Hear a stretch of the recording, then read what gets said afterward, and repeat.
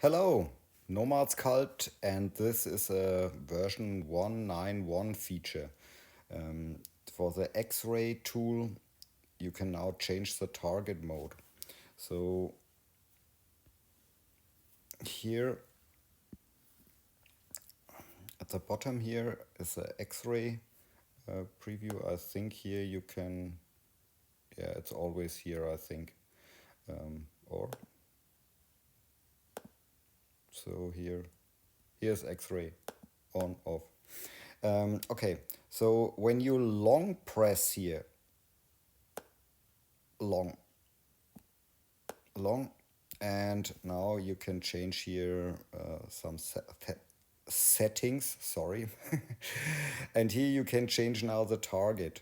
So the selected, all, or unselected. So let's add a new object to the scene, maybe a sphere. Make it a little bit bigger. So, and now here, so, oops. At the moment here is the selected mode in X-ray view. So now when I change to unselected, it changes and everything, yeah. Okay. In fact, that's it. That's a new setting. So have fun with sculpting and ciao.